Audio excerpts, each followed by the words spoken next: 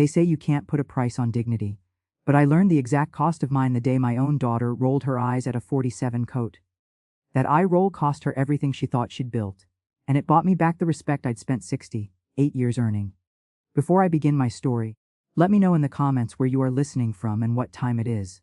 I just want to know I'm not alone in this. And if you feel moved by what you hear, consider subscribing. It helps more people become aware of the reality of elder abuse. Now let me tell you what really happened. My name is Margaret Thompson, but everyone who's ever loved me calls me Maggie. I'm 68 years old, and for 40 of those years, I ran a small seamstress shop on the corner of Maple and 3rd. I hemmed wedding dresses and mended work pants. I took in waists and let out seams. I made prom dresses for girls whose mothers couldn't afford the department store prices. It wasn't glamorous work, but it was honest, and it was mine. When my husband James passed 5 years ago, I thought I'd grieve alone in our little house forever, but then came the dizzy spell. Just one moment of lightheadedness in the grocery store, and suddenly my daughter Diane was at my door with boxes and concern written all over her face. "Mama, you can't live alone anymore," she said, her voice dripping with that particular kind of worry that sounds more like inconvenience. "What if you fall? What if something happens and nobody finds you for days?" I wanted to argue. I wanted to tell her that I was fine. That one dizzy spell didn't make me an invalid. But I looked at her face. My only child, the daughter I'd raised alone after her father left when she was 3, and I saw genuine fear mixed in with that annoyance. So I agreed. Just temporarily, I told myself. Just until we're sure everything's okay. That was 6 months ago. Diane's house is beautiful. It's one of those new constructions in the Riverside development, all gray walls and white trim and furniture that looks like nobody's supposed to actually sit on it. Her husband Marcus is a district sales manager for some pharmaceutical company, and Diane works in middle management at Hampton Regional Supply. They both make good money. They both remind me of this frequently. The guest room they gave me used to be Diane's home office. She moved her desk into the corner of their bedroom, and every time she mentions it, her mouth gets tight. "It's fine, Mama," she says in a voice that means it's not fine at all, we're managing. I offered to pay rent. She refused, but in a way that made it clear she was keeping score. The rules started small. "Mama, we eat dinner at 6:30. Not 6, not 7, 6:30. Mama, please don't rearrange the kitchen cabinets. I have a system. Mama, Marcus doesn't like the TV on during breakfast." I bit my tongue and followed the rules. I was a guest in my daughter's home after all. But then the rules got bigger. She started checking my bank statements for my own good, she said. She questioned every purchase, a new book. "The library is free, Mama. A nice cut of salmon at the grocery store. We're on a budget. A bottle of my favorite perfume, the one James used to say smelled like summer. That's $23 you could be saving. And never mind that it was my money. My savings from 40 years of threading needles and pinning hems, my social security, my widow's pension. Somehow, living under her roof meant she had a say in how I spent every penny. I felt myself getting smaller. Not just physically, though that was happening too. I was shrinking into myself, making my voice quieter, my presence less noticeable. I started eating less at dinner so Diane wouldn't comment on the grocery bill. I stopped suggesting we go anywhere, because she always sighed like I was asking her to move mountains. The worst part? I started believing I deserved it. That I was a burden. That I should be grateful she'd taken me in at all, even though I'd raised her alone, worked 2 jobs to put her through college, and never once made her feel like she owed me anything. Winter came early that year. By November, the cold was already biting. I only had one winter coat, and it was 15 years old, with a broken zipper and a hem that had come undone. Every time I went outside, I froze. My arthritis flared up in the cold, making my fingers ache and swell. So one Tuesday afternoon, while Diane was at work, I took the bus to Marshall's. I found a simple navy blue coat on the clearance rack. Nothing fancy, just warm, with a working zipper and deep pockets. The price tag said $47. I stood there in that fluorescent lit store, holding that coat, and something inside me whispered, "You don't deserve this. You're wasting money. Diane will be angry." But then I remembered something James used to say, "Maggie, girl, you can't pour from an empty cup. Take care of yourself first, or you won't have anything left to give." I bought the coat. I wore it home on the bus, feeling warmer than I had in weeks. When I walked into Diane's house, I was actually smiling. It had been so long since I'd smiled about anything. Diane was home early. She was standing in the kitchen, scrolling through her phone when I walked in. She looked up. Her eyes went straight to the coat. "Is that new?" she asked. "Yes," I said, trying to keep my voice cheerful. "My old one was falling apart, so How much did you spend?" She wasn't asking, she was demanding. It was on clearance. $47. She rolled her eyes. Actually rolled them like I was a child who'd snuck candy before dinner. "Mama, seriously. Stop wasting money. Do you know how much everything costs these days? Marcus and I are trying to save for a vacation, and here you are throwing away $50 on a coat when you have a perfectly good one. It's not perfectly good, I said quietly. The zipper's broken and. So sue it. You're a seamstress, aren't you? Or were you planning to add that to my list of things to do? Something cracked inside my chest. Not broke, just cracked enough to let a little bit of anger seep through. It's my money, Deanne. And this is my house, she shot back. My house that you live in rent-free, my food that you eat, my electricity you use. Maybe show a little gratitude instead of making frivolous purchases. I stood there in my $47 coat, feeling smaller than I ever had. And I realized something. My daughter didn't see me as her mother anymore. She saw me as a burden, an expense, an inconvenience in a navy blue clearance coat. I went to my room, the room that used to be her office, and I closed the door. I didn't cry. I was too tired to cry. Instead, I sat on the bed and I thought about my life. 40 years of work. 40 years of saving and scrimp and doing without so my daughter could have better. And now she was rolling her eyes at a winter coat. I thought about James. I thought about the shop. I thought about all the choices I'd made and whether any of them had mattered. And then I thought about something I hadn't let myself think about in 30 years. I thought about Bobby Chen. Bobby Chen came into my shop in the spring of 1995. I remember because it was the same week Princess Diana gave that interview, and everyone who came in wanted to talk about it. Bobby was 28 years old, fresh off the boat from Taiwan. That's how he said it himself, with a self-deprecating smile that told me he'd already heard all the jokes. He had a business degree from a university I'd never heard of, and a dream that seemed too big for the tiny strip mall where my shop sat between a nail salon and a tax preparer's office. Mrs. Thompson, he said, standing in my doorway with a worn briefcase under his arm, I need your help. I was hemming a police officer's uniform pants. I looked up over my reading glasses. If you need alterations, you'll have to wait. I'm backed up until Thursday. I don't need alterations. I need a partner. That got my attention. He sat down in the plastic chair I kept for customers and told me his story. He'd come to America with his wife and infant daughter. He'd worked 3 jobs, dishwasher, warehouse loader, convenience store clerk.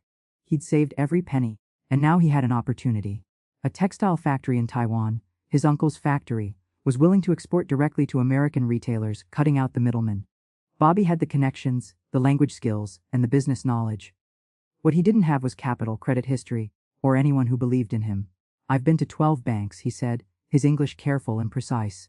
They all say the same thing. No collateral, no credit history, too risky. But Mrs. Thompson, I see the fabrics you use. I see your customer book. You know quality, you know business. And I remember, you helped my wife with her interview dress. You didn't charge her full price because you knew we were struggling. I did remember. His wife Lynn had needed a dress altered for a teaching job interview. She was so nervous, so hopeful. I'd charged her half because I recognized that hope. I'd worn it myself once, a long time ago. What exactly are you asking me, Mr. Chen? I need $20,000, he said simply. And I need someone to co-sign on a business loan for another 30. In exchange, I'll give you 15% ownership of the company. Not just profit share, ownership. If this works, you'll build wealth. Real wealth, $20,000. That was everything I had saved. Everything James and I had scraped together. My safety net, my security, my daughter's potential college fund, though she was only 12 at the time. That's a lot of money, I said. I know. And it's a risk. But Mrs. Thompson, I will not fail. I can't afford to fail. My daughter's future depends on this. And if you trust me, your daughter's future could depend on it too. I should have said no. Any reasonable person would have said no. But I looked at this young man with his worn briefcase and his careful English and his desperate hope, and I saw something I recognized. I saw myself at 28, pregnant and alone, trying to convince the landlord to let me rent the shop space with no business experience and a baby on the way. Someone had taken a chance on me then. An old man named Mr. Kowalski who owned the building. He'd said, "You got fire in your eyes, girl. That's worth more than experience." So I looked at Bobby Chen and I said, "Let me see your business plan." We spent 3 weeks going over every detail. His projections were conservative. His understanding of the textile market was solid. His uncle's factory had a good reputation. The risk was real, but it wasn't reckless. I gave him the $20,000. I co-signed the loan. And in return, I became a 15% owner in Chen Textile Imports. For the first 2 years, Bobby brought me quarterly reports and small profit checks. Nothing huge, a few $100s here and there, but enough to prove the business was growing. He was respectful, grateful, and meticulous about keeping me informed. Then James got sick, cancer. Aggressive. It ate through our savings faster than it ate through his body. The medical bills piled up. The shop suffered because I couldn't focus. I was drowning and I couldn't think about anything except keeping my husband alive and my daughter fed. Bobby came to see me during that time. He brought soup Lynn had made. He sat with me while James slept, and he said, "Mrs. Thompson, I want to buy out your share. You need money now. Let me give you $30,000 for your 15%. You'll make a profit, and you'll have what you need." But I wouldn't take it. Pride, maybe. Or stubbornness. Or the fact that it was the one thing I'd built that wasn't about survival. It was about possibility. "No," I told him. "That's Diane's future. When she goes to college, that share will pay for it. Just keep it safe for me, Bobby. Keep it safe." He promised he would. But then James died, and grief swallowed everything. The shop barely stayed afloat. Diane went to college on scholarships and loans because I couldn't access any extra money. I'd forgotten which bank had the loan papers, forgotten the account numbers, forgotten everything except the weight of loss. Bobby sent me a Christmas card every year, but I never responded. I was embarrassed, I think. Ashamed that I'd let everything slip through my fingers. Eventually the cards stopped coming. I assumed the business had failed, like so many small ventures do. I never followed up. I never asked. I just survived day by day, year by year. Until that night in Diane's guest room, wearing my $47 coat, feeling like I'd shrunk down to nothing. I pulled out my laptop, a refurbished one I'd bought myself 3 years ago, which Diane had called an unnecessary expense. I typed in Shen Textile Imports and held my breath. The first result made my hands start shaking. Shen Textile Group, not Imports. Group, corporate headquarters in Portland. Regional offices in Seattle, San Francisco, and Phoenix. Annual revenue in the hundreds of millions. Specializing in sustainable fabric imports and textile innovation. Bobby Chen wasn't listed as owner anymore. He was listed as CEO and chairman. I clicked through page after page. Press releases about expansion. Articles about sustainable business practices. Photos of Bobby, now 58 years old with gray at his temples, shaking hands with business leaders and politicians. My hands were trembling so hard I could barely type. I went to my closet and pulled down the cardboard box I'd brought from my old house. The box Diane had rolled her eyes at. "More junk, Mama. You're a borderline hoarder." Inside were my important papers. Birth certificate, marriage license, James's death certificate, and there, in a manila envelope gone soft with age, were the original incorporation papers for Chen Textile Imports. My name was on them. Margaret Louise Thompson, 15% ownership stake. I sat on the floor of that guest room surrounded by 30-year-old papers, and I realized something. I wasn't a burden. I wasn't dependent on my daughter's grudging charity. I was a business owner who'd been too grief-stricken and too tired to collect what was owed to her. The website listed a general contact email. My fingers hovered over the keyboard. What would I even say? It had been 30 years. Bobby probably didn't remember me, or worse, he'd remember me as the woman who'd abandoned her investment, who'd never followed up, who'd let him down. But then I thought about that coat. I thought about Diane's eye roll. I thought about Marcus's barely concealed contempt and the way I'd started apologizing for existing. I opened my email and I started typing. "Dear Mr. Chen, you may not remember me. My name is Margaret Thompson. In 1995 I invested in your company, Chen Textile Imports. I am writing to inquire about the status of that investment. Respectfully, Margaret Thompson." I read it 12 times before I hit send. My heart was pounding so hard I thought I might be having another dizzy spell. The email whooshed away into the digital void. I closed my laptop. I put the papers back in the box. I hung my $47 coat in the closet. And then I lay awake all night, wondering if I'd just made the biggest fool of myself, or if I'd just taken the first step toward remembering who I used to be. The answer came faster than I expected. I checked my email 17 times before breakfast. Nothing. Diane was in the kitchen, pouring herself coffee from the expensive machine Marcus had bought. The one I wasn't allowed to use because, "Hot's complicated and I don't want you to break it." She glanced at me as I shuffled in. "You look tired, Mama. Didn't sleep well." "I slept fine," I lied. She looked at me for a long moment and I saw something flicker in her eyes. Concern, maybe. Or perhaps just irritation that I might be getting sick and requiring even more of her attention. "Well, Marcus and I have a dinner tonight with some of his colleagues. There's leftover chicken in the fridge.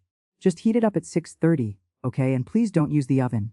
The microwave is fine." I nodded. I'd become very good at nodding. After she left for work, I checked my email again. Still nothing. Of course nothing.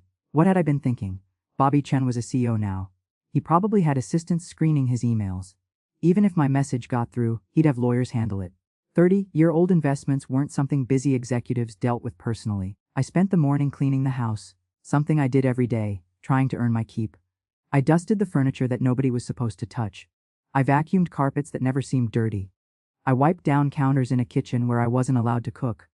At 11:30, I checked my email again. There was a new message. The sender was listed as Robert Chen Textile Group. The subject line was just one word, Maggie. My hands started shaking so badly I almost dropped the laptop. I clicked it open. Dear Maggie, remember you. I think about you every single day. I'm in Portland right now, but I can be in your city by tomorrow afternoon. Please call me at this number. We need to talk and it can't wait for emails. I'm so sorry it's taken this long. I thought you knew. I thought you were choosing not to collect. I've been trying to find you for 5 years. Please call me, Bobby. At the bottom was a phone number with a Portland area code. I read it 3 times. Then I read it again. My heart was doing something strange in my chest.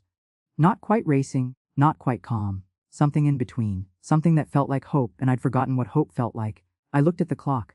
Noon. Was that too early to call? Too late? Was this even real or some elaborate scam? But scammers don't call you Maggie. Scammers don't say they think about you every day. My fingers were still shaking as I dialed the number. He answered on the second ring. Maggie, is that you? His voice was older than I remembered, deeper, but it still had that careful precision. Except now there was something else in it. Emotion. It's me, Bobby. Oh, thank God. I heard him exhale, long and shaky. I've been looking for you. When your shop closed I went by, but it was a tax office. Nobody knew where you'd gone. Your old phone was disconnected. I hired a private investigator 3 years ago, but he couldn't find you. And then your email just appeared, like a miracle. Sorry, I said automatically. I should have stayed in touch. After James died I just... No, Maggie, you don't apologize. I'm the one who's sorry. I should have tried harder. I should have found you. He paused. Do you know what your investment is worth now? I gripped the phone tighter. I don't. I saw your website, I saw the company has grown, but I don't know. Your 15% stake, with all the stock splits and reinvested dividends over 30 years. He paused. Maggie, it's worth approximately $4.2 million. The room tilted. I sat down hard on the edge of the guest bed. The phone nearly slipped from my hand. That's not. I couldn't finish the sentence. That can't be right. It is right. And it's been right for years. You should have been receiving quarterly distributions. You should have been on the board. You should have been involved in every major decision. The fact that you weren't, that's on me. I failed you? 4 million. I couldn't process it. The number was too big. 4.2, he corrected gently. And that's conservative. If you'd been receiving distributions and reinvesting them, it could be closer to 5. Maggie, you made me promise to keep it safe. And I did. I kept it safe, but I also kept it from you, and I will never forgive myself for that. I didn't know what to say. My mind was reeling. $4.2 million. I'd been living in my daughter's guest room, being shamed for buying a $47 coat, and I had $4.2 million. I need to see you, Bobby said. I need to explain everything. I need to make this right. Can I come to you? Tomorrow, please, Maggie. Give me a chance to fix this. I looked around the guest room at the desk shoved in the corner, at my few belongings tucked neatly out of the way, at the coat hanging in the closet. Yes, you can come. Give me your address. I'll be there by 2 o'clock tomorrow afternoon. And Maggie. Yes, I'm bringing Lynn. She'll want to see you. She's never forgotten what you did for us, our daughter. She's a doctor now. Dr. Sophie Chen. We named our second daughter after you. Margaret, we call her May. She's in law school. I started crying then. Not sad tears. Something else. Something I couldn't name. After we hung up, I sat on that bed for a long time. $4.2 million. The number kept echoing in my head, but it didn't feel like relief. It felt like rage. 30 years. 30 years I'd struggled. 30 years I'd worked myself to exhaustion. 30 years I'd done without, so Diane could have more. And all that time there was money. My money. Money I'd earned by taking a risk, by believing in someone, by being the kind of person who helped instead of hoarded. But the rage wasn't for Bobby. He'd built something extraordinary, and he'd kept my share safe, just like I'd asked. The rage was for myself. For forgetting. For giving up. For letting grief and exhaustion convince me I was worth so little that I couldn't even follow up on my own investment. And maybe, just a little bit, the rage was for Diane. For taking my diminished circumstances and making them even smaller. For looking at her mother, a woman who'd once had the courage to invest $20,000 in a stranger's dream, and seeing only a burden who needed to stop wasting money on coats. That night at dinner, Diane and Marcus came home late, dressed up and smelling like expensive wine. They barely acknowledged me as they went upstairs. I ate my leftover chicken at 6:30 exactly as instructed. I used the microwave, not the oven. I washed my plate immediately and put it away. But the whole time I was thinking about tomorrow. About Bobby Chen and his family. About $4.2 million. And about what it would mean to finally stand up straight again. I barely slept that night either, but this time it wasn't from despair. It was anticipation. Fear too, if I'm honest. What if I dreamed the phone call? What if Bobby didn't show up? What if this was all some cruel trick my desperate mind was playing on itself? But at 7:30 in the morning, my phone buzzed with a text message. Good morning, Maggie. We're leaving Portland now. Should arrive by 1:45. Lynn is making you her special dumplings. See you soon. Bobby, it was real. Diane came downstairs at 8, already dressed for work in one of her sharp blazers and clicking heels. She poured her coffee and scrolled through her phone, not looking at me. Mama, I need you to stay out of the living room today. The cleaning service is coming at 10, and I don't want you hovering. Actually, I'm having visitors today, I said. My voice came out steadier than I expected. She looked up, surprised visitors. Who? Old friends. From years ago. Their driving eyebrows went up. Portland. That's a 4-hour drive. Mama, you can't just invite people here without asking me first. This is my house. There it was again. My house. As if I needed to be reminded. They're coming to see me, not your house.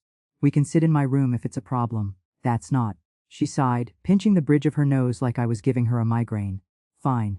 But please keep it quiet. Marcus has a conference call this afternoon and he works from the den. And don't make a mess in the kitchen if you're planning to serve them anything.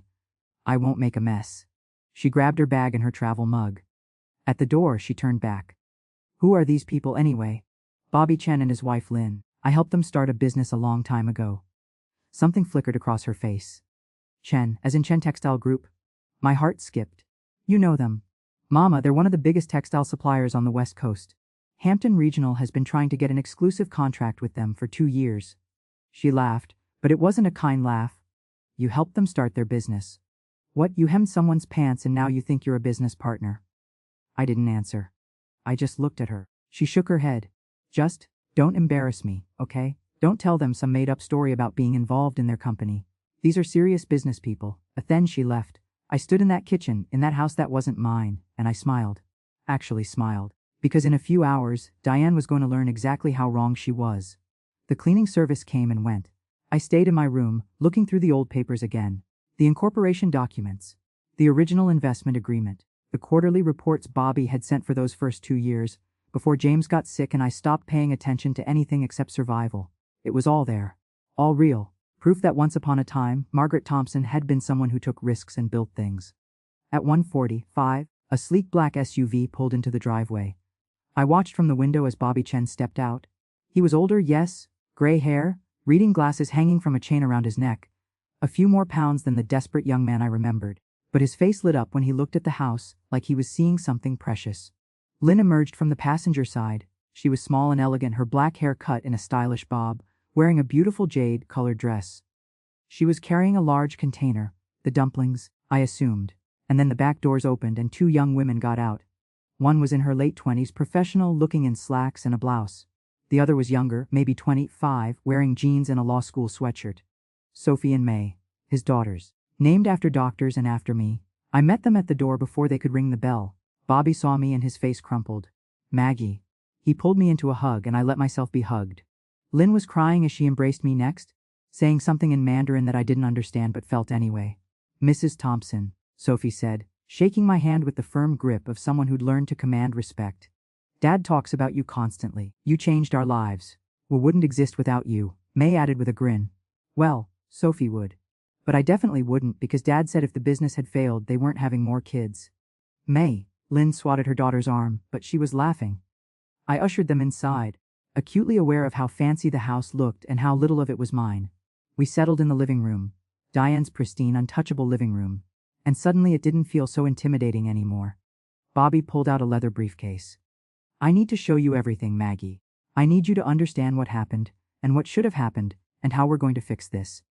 For the next hour, he walked me through 30 years of business history. How Chen Textile Imports had grown faster than expected. How they'd expanded to sustainable fabrics, then to textile innovation, then to consultation services. How my 15% had been protected in trust, growing with every stock split, every expansion, every successful year. I tried to find you 5 years ago when we went fully public, he said. That's when the value really jumped. But your shop was gone. Your old house had new owners. I had no way to contact you. I set aside your distributions in a separate account, kept growing them, waiting. He showed me statements. Account balances. Investment portfolios. The numbers kept getting bigger and bigger until they stopped feeling like numbers at all. 4.2 million in assets, he said. plus approximately 600,000 in accumulated distributions that you should have received.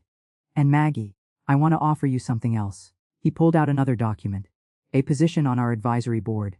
Paid position, 50,000 a year, quarterly meetings. I want your voice in the company. You were there at the beginning. You should be there now. I couldn't speak. I just stared at all those papers, all those numbers, all that proof that I had mattered. That my risk had meant something. That I wasn't just a woman who'd hemmed pants and raised a daughter and survived. Lynn reached over and took my hand. You gave us everything, she said, her English still accented but clear. You gave us our life, our home, our daughter's education. Everything we have, it started with your belief in us. Sophie leaned forward. Mrs. Thompson, I'm a physician now. I work in pediatric oncology. My position at the hospital was partially funded by a Chen Textile Group grant for medical research. You made that possible. And I'm going to be a civil rights attorney, May said. Law school is expensive, but Dad always said Margaret believed in us, so we believe in our children's dreams. You've been part of our family all along, even when we couldn't find you. I started crying. Real ugly, grateful tears. That's when I heard the front door open. Diane's voice carried from the entryway. Mama, where are? She appeared in the living room doorway and stopped dead. Her eyes went from me to Bobby to the papers spread across her coffee table to the expensive briefcase to the elegant woman, and the two professional young women sitting on her couch. Mr. Chen, she said, her voice going up an octave. From Chen Textile Group, Bobby stood up, ever the professional. He extended his hand. Yes, and you must be Diane, Maggie's daughter. It's wonderful to finally meet you. Diane shook his hand automatically, her brain clearly trying to catch up. Yes. I work for Hampton Regional Supply. We've been hoping to. She stopped, looked at me. What's going on? Why are you here? We're here, Bobby said warmly. To reunite with our business partner and dear friend, and to correct a 30-year oversight. Business partner, Diane's voice was faint. Your mother invested in my company in 1995, Bobby explained. She owns 15% of Chen Textile Group. She's one of our founding investors. And I'm afraid we've failed her terribly by losing touch. But we're here to make it right. Diane looked at me. Really looked at me. I saw the exact moment comprehension dawned. Her face went pale. Mama, is this real? I nodded. It's real, baby. But you never said, all this time, She looked at the papers again, and I watched her trying to do the math, trying to understand what 15% of a multi-hundred-million-dollar company meant. I forgot, I said simply. After your father died, I forgot about a lot of things. I was just trying to survive. And then I guess I convinced myself it didn't matter. That I didn't matter? Bobby's expression darkened. Maggie matters very much. She's one of the most important people in my life. The silence that followed was heavy. Sophie checked her watch. Dad? We should probably start heading back soon if we want to miss traffic. Actually, Bobby said, looking at me, I was hoping Maggie might come back to Portland with us.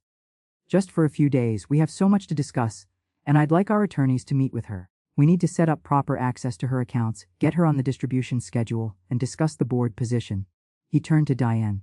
If that's all right with you, of course. I know Maggie is staying here. Diane opened her mouth, closed it, opened it again. Of course she can go. I'll need to pack, I said, standing up. My legs felt shaky but strong. I'll help you, Mama. Diane followed me to the guest room. Once we were alone, she closed the door. Mama, I don't understand. Why didn't you tell me all this time? Think what? I asked quietly. That I was poor. Helpless? A burden. She flinched. I never said you were a burden. You didn't have to say it, baby. You showed me every single day. I pulled my suitcase from the closet, the same one Diane had called ancient, when I'd moved in, and started folding clothes. I didn't mean, her voice cracked. Mama, I was just trying to help. I thought you needed me. I stopped packing and looked at my daughter. Really looked at her. I saw someone scared and controlling and so desperate to feel important that she'd made herself big by making me small. I did need you, I said. I needed my daughter. I needed kindness and patience and respect. What I got was rules and shame and the constant reminder that I was living your house on your charity. I'm sorry. She was crying now. I'm so sorry, Mama. Everything felt so out of control, and I thought if I could just manage things, everything would be okay. I softened slightly. She was my daughter after all. The baby I'd raised alone. The girl I'd worked 2 jobs for. She was flawed and hurtful and human. I know you were scared, I said. But Diane, you can't control everything. And you can't make yourself feel bigger by making other people feel smaller. That's not strength. That's just cruelty. She wiped her eyes. What are you going to do? Are you coming back? I looked around the guest room. At the desk shoved in the corner. At my belongings tucked away. At the coat hanging in the closet. The $47 coat that had started everything. I don't know yet. I said honestly. But I need some time to figure out who I am when I'm not apologizing for existing. I finished packing. Lynn's dumplings were waiting in the kitchen. Still warm, the six of us ate them together at Diane's dining table. The fancy one that usually only came out for Marcus's colleagues. Before we left, Bobby handed Diane his business card. Your mother tells me Hampton Regional has been hoping for a contract with us. Have your procurement team reach out. I think we can work something out. Diane took the card with trembling hands. Thank you, Mr. Chen. Thank Maggie, he said with a smile. She's the one who believed in me when nobody else would. I never forget my debts. As we walked to the SUV, I turned back one more time. Diane was standing in the doorway of her beautiful house watching me leave. She looked smaller somehow. Lost, I waved. She waved back. And then I climbed into that SUV, surrounded by people who saw me as I really was, and I let myself start to believe that maybe, just maybe, I could be that person again. Portland was beautiful in November. Bobby and Lynn's home was in the West Hills, a sprawling contemporary house with floor-to-ceiling windows that overlooked the city. They set me up in a guest suite that was bigger than my entire seamstress shop had been. Tomorrow we meet with the attorneys, Bobby said that first evening over dinner. But tonight, we just catch up. We have 30 years to talk about. And we did talk. Long into the night, we shared stories. I told them about James's last months, about raising Diane alone after he died, about the shop and the customers and the quiet life I'd built. They told me about growing the company, about the setbacks and triumphs, about watching their daughters grow up. We put both girls through college debt-free, Lynn said proudly. Because of you, Maggie. Because you gave us that chance. The next morning, I met with a team of attorneys in Chen Textile Group's Portland headquarters. The building was glass and steel and ambition. My reflection in those windows looked like a stranger, an elderly woman in a borrowed blazer, about to reclaim a fortune. The head attorney, a sharp woman named Patricia, walked me through everything. Ms. Thompson, your investment has been held in trust.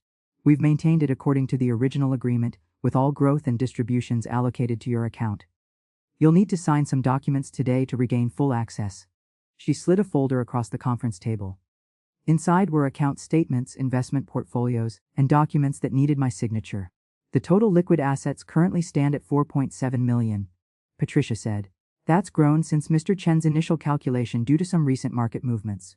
Additionally, there's $640,000 in accumulated distributions. We can transfer those to an account of your choosing within 48 hours. I stared at the numbers. Even after seeing them yesterday, they still didn't feel real. There's one more thing, Bobby said. He seemed nervous, which was odd for a CEO in his own building. Maggie, I want to make you an offer. It's completely separate from your existing stake, so please don't feel pressured. He pulled out another document. Hampton Regional Supply. Your daughter's employer.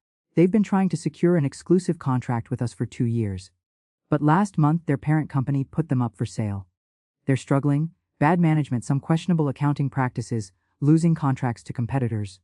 I frowned. Diane never mentioned they were having problems. She might not know.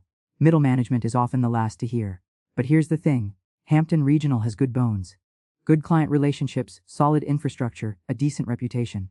It's being mismanaged, not failing fundamentally. He slid the document toward me. The asking price is $2.8 million. I've had my team analyze them thoroughly. With proper leadership and our guaranteed contract, they could be profitable within 18 months. And Maggie, I think you should buy them. Buy the company. Yes! Use your distributions. Buy Hampton Regional Supply. We'll give them the exclusive contract they've been wanting. It's good business for us anyway. They're geographically positioned perfectly for our West Coast expansion. You'd own the company. You'd be your daughter's boss. Sophie, who'd insisted on being there for the meeting, grinned.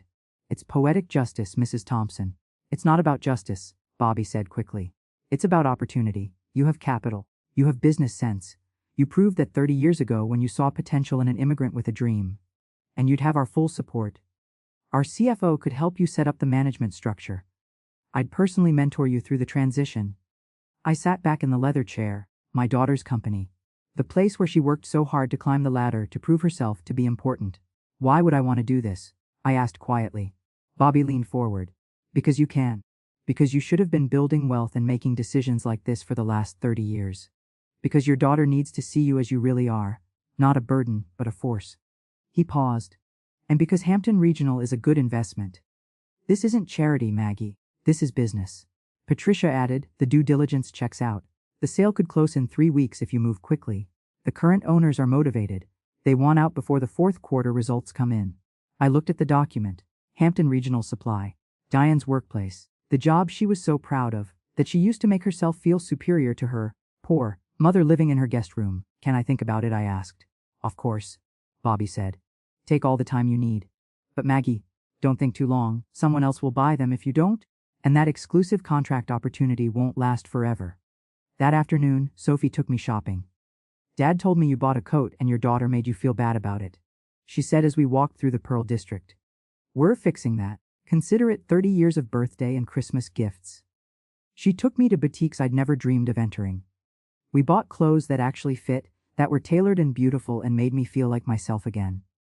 Or maybe like a version of myself I'd never had the chance to be.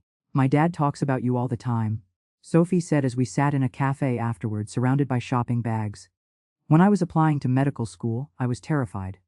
The debt, the pressure, all of it, and he told me about you. About how you risked everything you had on his dream. He said, Sophie, scared people don't build futures, brave people do.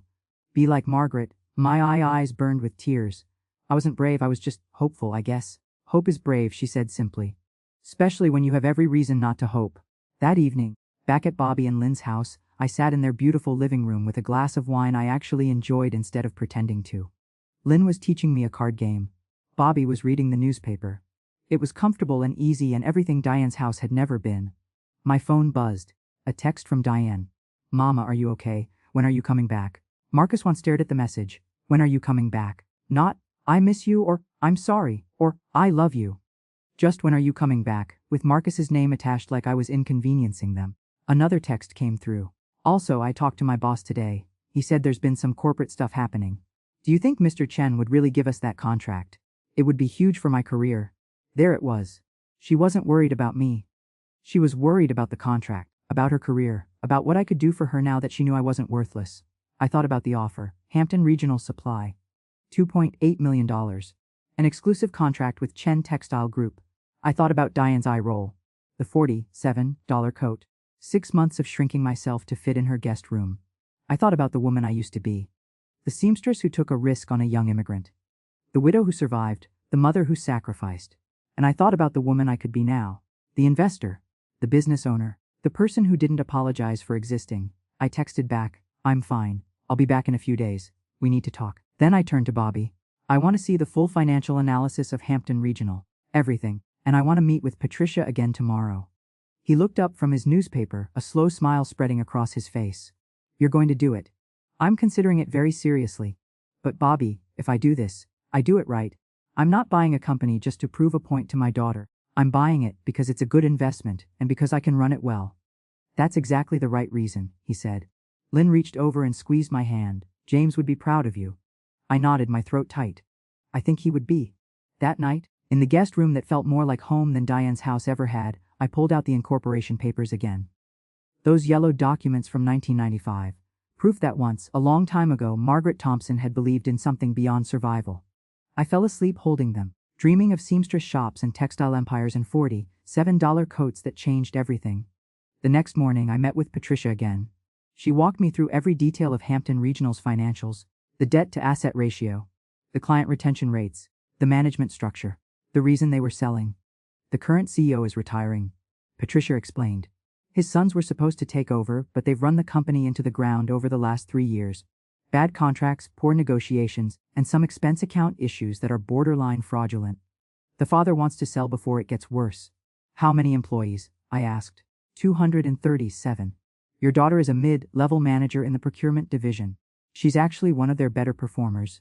Her division is one of the few that's still profitable. I thought about that. Diane was good at her job. She was smart and driven and capable. She just couldn't see that those qualities came from somewhere. From someone. If I buy this company, I said slowly, I want to keep as many employees as possible. I don't want to gut it and flip it. I want to fix it. Patricia smiled. That's what Mr. Chen thought you'd say.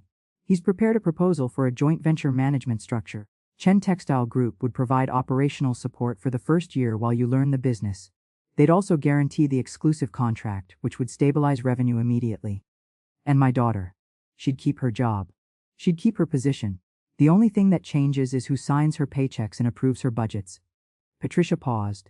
Ms. Thompson, you understand that this means you'd have access to every employee file, every performance review, every salary record.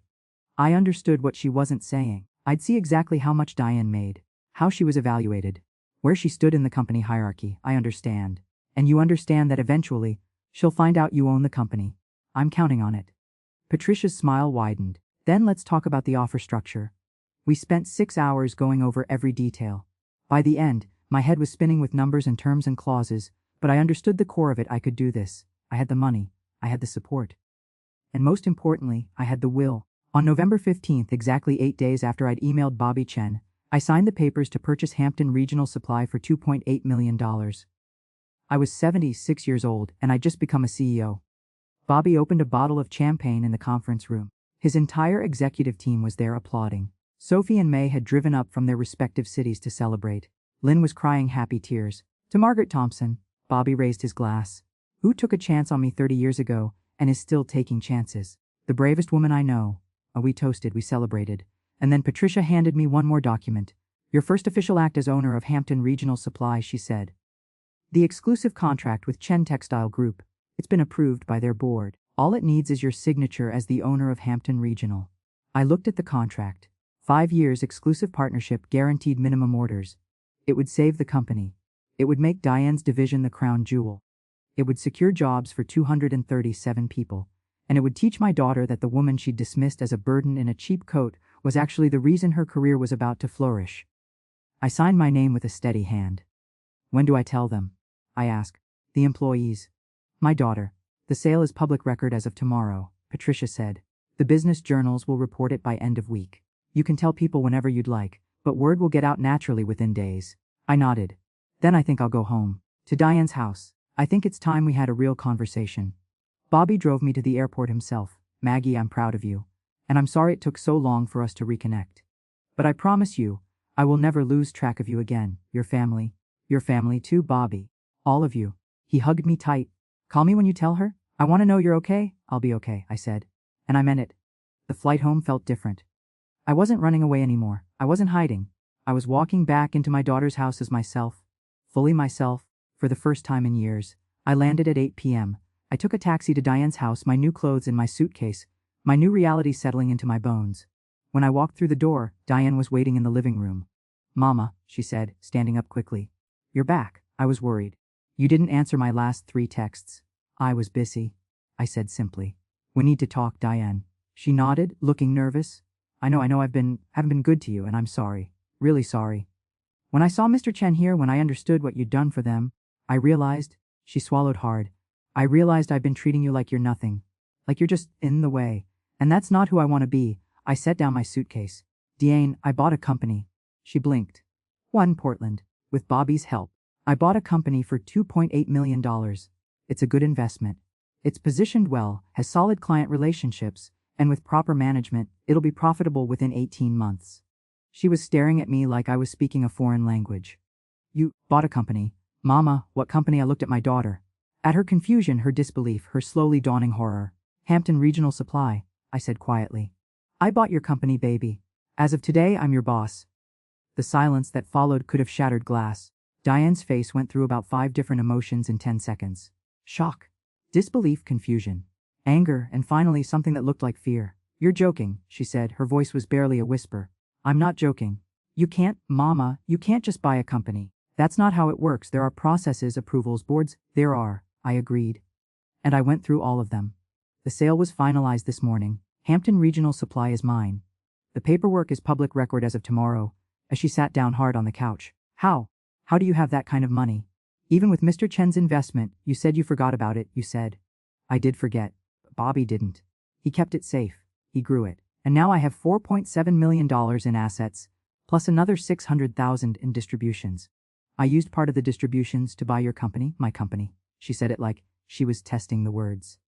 You bought my company. Yes. Why? The word came out sharp, accusatory. Why would you do that? To humiliate me? To prove some point? To show me that you're not the helpless old woman I thought you were? I sat down in the chair across from her. My bones ached from the travel, but my mind was clear. I did it because it's a good investment. Bobby showed me the financials. Hampton Regional is struggling because of bad management, but it has strong fundamentals. With proper leadership and a guaranteed contract with Chen Textile Group, it will thrive. That's why I bought it. A guaranteed contract. Her voice cracked. The contract we've been trying to get for 2 years, Yes. I signed it this morning. 5 years exclusive partnership, guaranteed minimum orders. Your procurement division will be the most important part of the company now. She put her head in her hands. I can't believe this is happening. Diane, look at me. She didn't move. Diane, look at me. Slowly she raised her head. Her eyes were red. I didn't do this to hurt you, I said carefully. I did it because I can't. Because I should have been making decisions like this for the last 30 years. Because I forgot who I was, and it's taken me a very long time to remember. And what? She said bitterly. No, you're gonna fire me. Make my life miserable. Get revenge for every time I made you feel small. No, I said it firmly. You're keeping your job. You're keeping your position. You're good at what you do, Diane. Your division is one of the few that's still profitable. I'm not gonna punish you for being good at your job. She looked confused now. Then what are you going to do? I'm gonna run the company. I'm going to learn the business with Bobby's help. I'm going to make sure 237 people keep their jobs and have a future. And yes, I'm going to be your boss. But I'm not going to be a cruel boss, or a petty one, or one who makes you feel worthless. I paused. I'm going to be the kind of boss I wish you'd been as a daughter. That hit her. I saw it in her face. I've been terrible to you, she whispered. Haven't I? You've been scared, I said. And you've been controlling. And you've made me feel like a burden instead of a person. But Diane, you're my daughter. I love you. That doesn't change. What changes is that I'm not going to shrink myself anymore to fit into your idea of who I should be. She was crying now. Real tears, not performative ones. I don't know how this happened. How I became this person. When you moved in, I thought I was helping. I thought I was taking care of you. But somewhere along the way it became about control. About making sure everything was in its place, including you. I know. Marcus says I'm like this with everything. Work, home, our friends. He says I'm exhausting to be around. She wiped her eyes. I didn't see it. Or maybe I did, but I told myself I was just being responsible. Being smart. Being the adult. Being the adult doesn't mean treating everyone else like children, I said gently. It means having the wisdom to let people be themselves, even when it's uncomfortable for you. We sat in silence for a long moment. The living room felt different now. Less like a museum, more like a room where real people could exist. What happens now? Diane asked finally. Now, I find my own place. I'm not living here anymore, baby. It's not good for either of us. I have the money to get a nice apartment, maybe even buy a small house. I'll be close by if you need me. But I need my own space. She nodded slowly. That's probably for the best. And at work, you treat me with the same professional respect you'd treat any CEO. You don't get special privileges because you're my daughter, but you don't get punished for it either. Can you do that? I think so. I hope so. She looked at me, really looked at me, maybe for the first time in months. Mama, I'm so sorry. For the coat, for the comments, for making you feel small. For all of it. I know you are. Can you forgive me? I thought about that. About 6 months of being diminished. About the eye roll that had started everything. About feeling like I was nothing. I can forgive you, I said. But Diane, this is going to take time to heal. You can't just apologize and have everything go back to normal. We have to rebuild. Both of us? I understand. She wiped her eyes again. When do you start? At Hampton, I mean. Monday. I'm meeting with the current CEO tomorrow to transition. Patricia, my attorney, is handling most of the details, but I need to be there. I need to meet the staff, understand the operations, start learning. The staff is going to lose their minds. Diane said with a weak laugh. We've been a mess for a year. People have been worried about layoffs. And now this mysterious new owner shows up with a guaranteed Chen contract. She shook her head. Mama, you're going to be a hero. I'm not trying to be a hero. I'm trying to be competent. You'll be more than competent. You always were. She looked down at her hands. I should have remembered that. I should have seen it. Marcus came home around 10. He walked in, saw us sitting there, and immediately sensed the tension. Everything okay? He asked cautiously. Marcus? Diane said, her voice steady now. My mother just bought Hampton Regional Supply. She's going to be my boss. I watched his face cycle through the same emotions Diane's had. It would have been funny if it weren't so serious. You're what? He looked at me. Mrs. Thompson, I don't understand. It's a long story, I said, but the short version is I'm a business owner. I have been for 30 years. I just forgot about it for a while. He sat down slowly. The Chen contract. The one Diane's been trying to land. That was you. That was Bobby Chen honoring our 30-year partnership. But yes, I signed it this morning. This is... He ran his hand through his hair. This is incredible. Diane, do you realize what this means for your career? For the company? I realize what it means, Diane said quietly. It means my mother is extraordinary and I've been treating her like she's worthless. Marcus had the grace to look ashamed. We both have. I stood up, suddenly exhausted. I'm going to bed. We can talk more in the morning. But Marcus, I'll need you to keep this quiet until the official announcement. Can you do that? Of course. Absolutely. He stood up too, looking at me with new eyes. Mrs. Thompson, I owe you an apology. I've been dismissive. Rude even. I'm sorry. Apology accepted. Now if you'll excuse me, I'm tired. I went to the guest room, my room for just a few more days, and changed into my nightgown. I looked at myself in the mirror. Same face, same wrinkles, same gray hair. But something was different. I stood straighter. My eyes looked clearer. I looked like Margaret Thompson, not Diane's burden, not a helpless old woman, just myself. My phone buzzed. A text from Bobby. Did you tell her? I typed back. I told her. She took it better than expected. Thank you for everything, Bobby. Thank you, Maggie. You saved my life once. Now let me help you reclaim yours. Call me tomorrow. I set the phone down and climbed into bed. For the first time in 6 months, I fell asleep easily. No anxiety. No shame. No feeling like I was taking up space I didn't deserve. Just peace. The next morning, I met with Gerald Hampton, the retiring CEO of Hampton Regional Supply. He was 72, tired-looking, and clearly relieved to be done with the whole mess his sons had created. Mrs. Thompson, he said, shaking my hand in his cluttered office. I'm grateful someone like you is taking over. Someone who actually cares about running a business properly, not just extracting value. I care about the employees, I told him. And about building something sustainable. Then you're already better than the last 3 years of leadership. He walked me through the operations, introduced me to the senior management team, showed me the books. By the end of the day, I understood the scope of what I'd bought. It was damaged but not broken, scared but not dead. With work and attention and proper leadership, Hampton Regional could be something special again. On Monday morning, I walked into my new office, a corner space with windows overlooking the city. Patricia was there, along with Bobby, who'd flown in for the day, and a communications consultant they'd hired to help with the announcement. We're going to do a company-wide meeting at 10, the consultant explained. Introduce you as the new owner and CEO. Address the rumors, lay out the vision. Announce the Chen contract. It needs to be confident and clear. I can do confident and clear, I said. At 9:55, I walked into the conference room where all 237 employees were gathered. I saw Diane in the third row, sitting with her procurement team. She looked nervous. I stepped up to the podium. Good morning. My name is Margaret Thompson, and as of last Friday, I am the owner and CEO of Hampton Regional Supply. The room erupted in whispers. I know there have been concerns about the future of this company. About layoffs, about instability, about whether Hampton Regional can survive. I'm here to tell you that not only will we survive, we're going to thrive. I clicked to the next slide.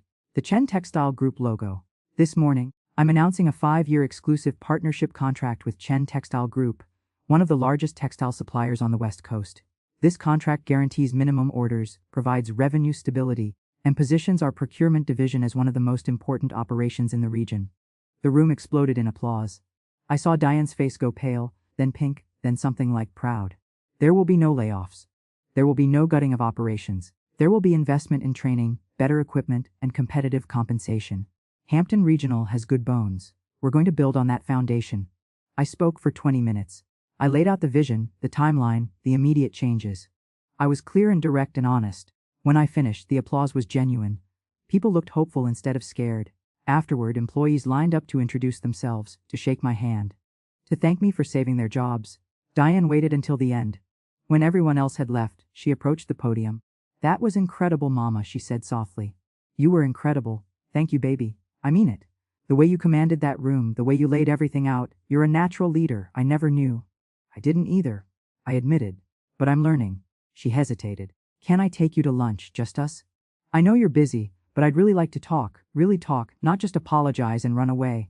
I looked at my daughter, at her nervous hope, at the recognition in her eyes that I was someone worth knowing. I'd like that, I said. We went to a small cafe downtown.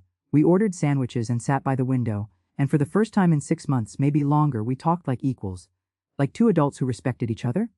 I've been thinking, Diane said, about why I became so controlling. And I think I was scared of becoming you. I frowned. What do you mean? I saw how hard you struggled after Dad died. How you worked yourself to exhaustion. How you barely had anything left at the end of each day. And I told myself I would never be in that position. I would be secure, stable, in control. She looked down at her sandwich. But I forgot that you struggled because you were strong enough to keep going. You didn't give up. You didn't quit. You raised me alone and ran a business and survived. That wasn't weakness, Mama. That was strength. And my eyes burned with tears. And then when you moved in, I think I saw you as this cautionary tale. This example of what happens when you don't stay in control. So I tried to control everything about your life, thinking I was protecting you. But really, I was protecting myself from the fear of ending up where I thought you were. Where did you think I was? I asked gently. Helpless. Dependent at the mercy of others. She laughed bitterly. Turns out you were a millionaire business owner, and I was the one who didn't know anything. You know plenty, Diane. You're good at your job. You're smart and capable. You just forgot that those qualities came from somewhere. From you, she said. They came from you. We finished our lunch. We talked about work, about life, about the future. It wasn't perfect. There were still awkward moments that needed healing, but it was real. When we got back to the office, Diane walked me to my door. Mama, thank you. For not firing me. For not making this awful. For being better than I deserve. You're my daughter, I said simply. That's what mothers do. We're better than our children deserve, because we love them anyway. She hugged me then. A real hug, not the stiff, obligatory ones from the past 6 months. I love you, Mama. I love you too, baby. That evening, I started apartment hunting. By the end of the week, I'd found a beautiful 2-bedroom in a renovated building downtown. Hardwood floors, big windows, a kitchen where I could actually cook. It was mine. Really mine. I moved out of Diane's house on a Saturday. She and Marcus helped me pack, insisted on hiring movers, wanted to make it easy. It was awkward but kind. A beginning, maybe, of something better. As I stood in my new living room surrounded by boxes, my phone rang. Bobby. How's the new CEO doing? He asked. She's tired, admitted. But happy. Really happy. Good. You deserve this, Maggie. All of it. The money, the company, the respect. You've always deserved it? Thank you, Bobby, for everything, for remembering me. For keeping my investment safe. For believing I could do this? I've always believed in you, he said simply. Just like you believed in me. After we hung up, I walked to the window. My window in my apartment, in my new life. The city lights twinkled below. Somewhere out there, Diane was learning to see me differently. Somewhere out there, 237 people had jobs because I'd taken a risk. And somewhere in a storage unit, probably, was a $47 coat that had changed everything. I smiled. Margaret Thompson, seamstress, widow, mother, investor, CEO, was finally home. 3 months later, Hampton Regional Supply had its best quarter in 5 years. The Chen textile contract was exceeding projections. We'd implemented new training programs. Employee satisfaction surveys showed a 70% improvement. The business journals were calling it the most surprising turnaround of the year. I was sitting in my office, reviewing the quarterly reports when Diane knocked on my door. Come in, I called. She entered with a folder under her arm, looking professional and confident. Over the past 3 months, something had shifted in her. She stood straighter, smiled more. The tight, controlled energy that used to radiate from her had softened into something more genuine. Mrs. Thompson, she said formally, we kept it professional at work. The procurement team's quarterly review. We exceeded targets by 18%. I took the folder and scanned the numbers. This is excellent work. Your team should be proud. They are. And they're grateful. She hesitated. Can I speak candidly for a moment, off the record? Of course. Close the door. She did, then sat across from my desk. I got a call yesterday. From Preston Industries. They offered me a director position. More money, better title. Corner office. My heart sank. But I kept my face neutral. That's quite an opportunity. It is. She looked at me steadily. I turned it down. Why? Because I'm learning more here in 3 months than I learned in my entire career before. Because I'm working for someone who actually cares about building something sustainable instead of just extracting value. Because, she smiled. Because I'm working for my mother, and it turns out that's exactly what I needed. I felt my eyes get wet. Diane. I'm not saying it to make you emotional. I'm saying it because it's true. Mama, watching you run this company has taught me more about leadership than any MBA program ever could. The way you listen to people. The way you make decisions carefully but confidently. The way you treat everyone, from the warehouse workers to the senior managers, with the same respect. She paused. I want to be like that? I want to be like you. You're already on your way, I said softly. You've grown so much these past months. Because I finally had an example worth following. She stood up. Anyway, I just wanted to let you know about the offer and the decision, and to say thank you for giving me this chance to learn. And after she left, I sat in my office for a long time, looking at those quarterly reports. Numbers that represented jobs, families, futures. Numbers that existed because 30 years ago, I'd taken a chance on a young immigrant with a dream. That evening, I was locking up my office when Bobby called. Maggie, I'm in town. Have dinner with me. We met at a quiet restaurant downtown. Lynn was with him, and they'd brought Sophie and May, who happened to be visiting from their respective cities. This is becoming a tradition, I said, hugging them all. The Chen family traveling to see me. Your family too, Sophie reminded me. Which means you're stuck with us. Over dinner, we talked about everything. Bobby's latest business ventures. Sophie's research at the hospital. May's internship at a civil rights law firm. My turnaround of Hampton Regional. I'm proud of you, Maggie, Bobby said. Not just for saving the company. For reclaiming yourself. I'm proud of me too, I admitted. It feels strange to say that. For so long, pride felt like something I wasn't allowed to feel. That's what they do. May said, her law student passion coming through. Abusers, even unintentional ones, make you feel like pride is arrogance. Like taking up space is selfishness. Like advocating for yourself is demanding. She leaned forward. But that's not true. Pride in your accomplishments is healthy. Taking up space is your right. Advocating for yourself is necessary. When did you get so wise? I asked. I learned from the woman my parents told me stories about my whole life, she said with a grin. The woman who took a risk when everyone told her not to. The woman who survived. The woman who forgot she was extraordinary and then remembered. And after dinner, Lynn pulled me aside while Bobby was paying the check. Maggie, I want to show you something. She pulled out her phone and scrolled to a photo. It was an old picture, faded and creased. Lynn in a dress that looked vaguely familiar, standing in front of what might have been an office building. That's the interview dress, I said, recognizing it. The one I altered for you. I got the teaching job, Lynn said. I kept this dress for 29 years. And when Sophie graduated from medical school, I had it altered to fit her. She wore it to her first day of residency. She swiped to another photo. Sophie in the same dress, updated and modern but unmistakably the same. Some things are worth keeping. Some kindnesses are worth remembering. I hugged her, this elegant woman who'd trusted me with her dream all those years ago. Thank you for remembering me, I whispered. Thank you for being worth remembering, she whispered back.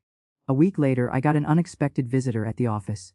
My assistant buzzed me. Mrs. Thompson, there's a Marcus Harris here to see you. He doesn't have an appointment, but he says it's personal.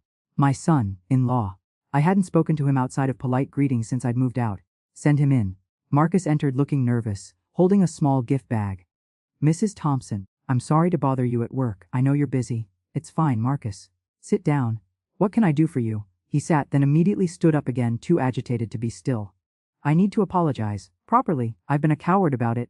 But Diane said I needed to face you and say it directly. Say what? That I'm sorry. For how I treated you. For the comments, the condescension, the way I acted like you were a burden instead of Diane's mother. Instead of a person. He ran his hand through his hair. I was raised to respect my elders, and I failed at that completely. I'm ashamed, Marcus. Please, let me finish. I talked to my therapist about it. Yes, I'm seeing a therapist now, Diane insisted, and I realized something. I treated you the way I was terrified of being treated. My parents are getting older, and I'm scared of them needing help, of them being vulnerable. So I was cruel to you, as if being cruel could somehow protect me from that fear. He looked at me. That's not an excuse. It's just an explanation. What I did was wrong, and I'm sorry. I stood up and walked around the desk. Marcus, I appreciate the apology, truly, and I'm glad you're working on understanding yourself better. There's something else. He held out the gift bag. I wanted to replace something. I took the bag and looked inside. It was a coat. A beautiful high-quality winter coat in deep navy blue. Wool blend, perfect stitching, expensive. Marcus, you didn't have to. Yes, I did. The coat Diane mocked you for buying, the one that cost $47. You deserved so much better than that. You deserved better than having to justify buying yourself something warm. So I wanted to get you a coat worthy of the woman you are. I pulled it out. It was gorgeous. The kind of coat I would have looked at longingly in a store window, but never bought for myself. Try it on, Marcus urged. I did. Fit perfectly. The lining was silk. The pockets were deep. It was warm and beautiful and made me feel like someone important. How did you know my size? I asked. Diane helped. She wanted to be here too, but she thought this should be from me. A personal apology, not a joint one. He smiled nervously. Do you like it? I love it, Marcus. Thank you, he exhaled in relief. Good. Because the receipt is in the pocket in case you want to exchange it, and I really, really hope you don't hate it. I laughed, actually laughed. I don't hate it. It's perfect. After he left, I hung the coat in my office. Next to it, in a dry cleaning bag, was the $47 coat from Marshall's. I'd kept it. Not out of spite or as a reminder of bad times, but as a symbol. That coat had been the beginning of everything. The moment I'd decided I deserved something, even something small. Now I had two coats, one that represented the beginning of my journey back to myself. One that represented where that journey had led. I took a photo of them hanging side by side and texted it to Bobby. From 47 to this. Thank you for making the journey possible. He texted back immediately. You made the journey, Maggie. I just held the door open. Proud of you always. 6 months after buying Hampton Regional Supply, We celebrated our best fiscal year in a decade. I threw a company party, a real celebration with food and music and genuine appreciation for every single employee. Diane gave a toast to Mrs. Thompson, who bought a struggling company and turned it into something we're all proud to be part of. And to my mother, who taught me that strength doesn't mean control and leadership doesn't mean dominance. Thank you, Mama. The room erupted in applause. I saw tears in Diane's eyes, pride in Marcus's face, gratitude in the faces of 237 people who had jobs and futures because I'd remembered who I was. Later, as people were dancing and celebrating, I stepped outside for some air. The November evening was crisp, exactly 1 year since I'd bought that $47 coat. Bobby found me there. He'd flown in for the party, wouldn't have missed it for anything. "You okay?" he asked. "I'm more than okay. I'm happy." I looked at him. "Bobby, do you ever think about how strange life is? How one decision can change everything? If I hadn't helped you 30 years ago, none of this would exist. If you hadn't helped me, I'd probably be working in a warehouse somewhere, struggling to get by. My daughters wouldn't be a doctor and a lawyer. Lynn wouldn't have had her teaching career." He smiled. "You saved more than my business, Maggie. You saved my entire family's future, and you saved mine. By remembering. By keeping that investment safe. By believing I could do this. We saved each other?" he said simply. "That's what good partnerships do." Inside, I could hear music and laughter. My daughter was in there, dancing with her husband. My employees were in there, celebrating a future they'd feared they'd lost.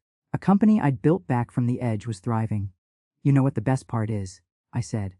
"I'm 78 years old and I finally feel like I'm exactly where I'm supposed to be.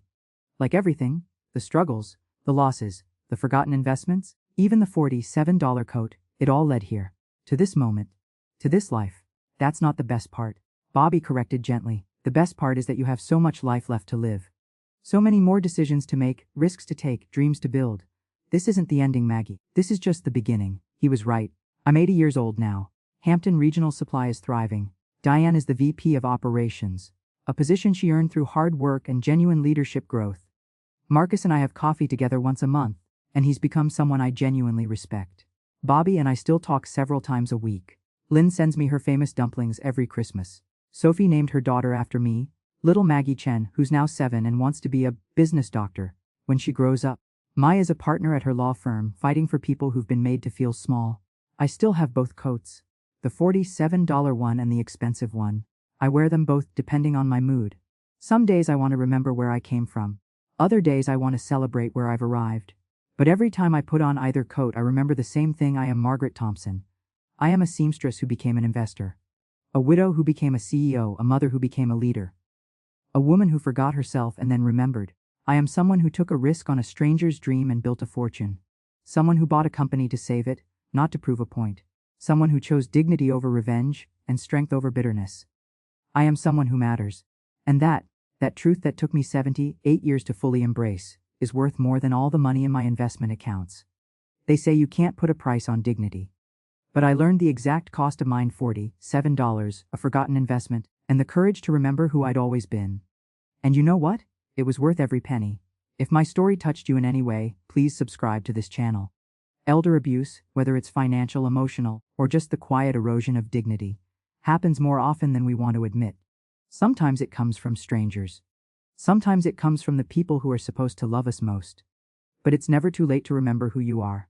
It's never too late to stand up straight. It's never too late to buy yourself a coat, or a company, or a dream, or a future. You matter. Your dignity matters. Your story matters. And if someone in your life has made you forget that, let this be your reminder. You are worth so much more than they'll ever understand.